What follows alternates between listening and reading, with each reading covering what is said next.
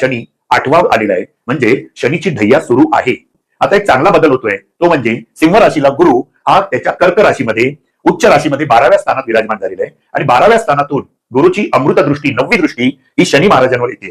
त्यामुळे पुढचा जो काही कालावधी आहे आता त्या कालावधीमध्ये नक्कीच तुम्हाला दिलासा प्राप्त होणार आहे, हे लक्षात घ्या. नवीन जागेचं स्वप्न आता लवकरच गुरु महाराज पूर्ण करतील. तसेच नवीन वाहन जर का तुम्ही खरेदी करू इच्छित असाल तर नवीन वाहनाचे सुद्धा योग तुम्हाला प्राप्त होत आहे.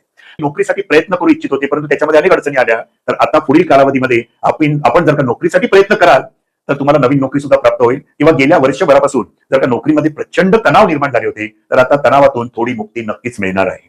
व्यवसायामध्ये सुद्धा काही सुधारणा नक्की दिसून येईल आणि वैवाहिक जीवनासाठी जर काही प्रयत्न करत असाल तर वैवाहिक जीवनामध्ये सुद्धा चांगली सुधारणा दिसून येईल. किंवा विवाह जर का जमण्यामध्ये अडचणीत असेल तर आता विवाहातले अडथळे नक्की दूर. विद्यार्थी दशेमध्ये असून जर ते परदेश गमनाचा विचार करत असतील उच्च शिक्षणासाठी आणि गेल्या काही वर्षभरामध्ये तर त्याच्यामध्ये नाना तऱ्हेच्या अडचणी आलेल्या असतील तर त्या अडचणींमधून आता तुमची मुक्तता होणार आहे आणि तुम्हाला शिक्षणासाठी परदेश गमनाचे सुद्धा योग येतील. 8व्या स्थानाचा अधिपती होऊन तो गुरु 12व्या स्थानामध्ये जातोय उच्च राशीमध्ये, म्हणजेच हा एक प्रकारचा कुंडलीद्वारे विपरीत राजयोग आहे.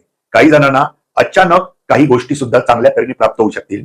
तसेच आपण जर का आध्यात्मिक जर आपल्यापैकी कोणी जातं आता आध्यात्मिक प्रगती करू इच्छित असतील किंवा आध्यात्मिक दृष्टिकोनातून काही प्रवास करू इच्छित असतील, काही तीर्थक्षेत्रांना भेटी देऊ इच्छित असतील तर त्यांची स्वप्न आता नक्कीच सफल होऊ शकते. खर्च करण्याची वेळ येऊ शकते किंवा तो खर्च अचानक उद्भवू शकतो. किंवा याच्यासाठी लक्षात घ्या, संततीचे जास्ती लाड सुद्धा करू नका.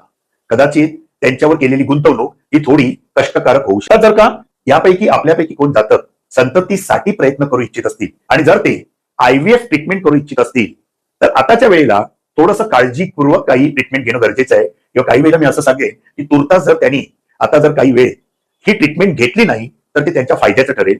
आपल्यापैकी जर कोण जातं मेडिकल रिलेटेड कामं करत असतील किंवा त्या फील्डमध्ये कोण कार्यरत असतील तर त्यांच्यासाठी पुढे येणारा कालावधी हा अत्यंत लाभदायी होऊ शकतो.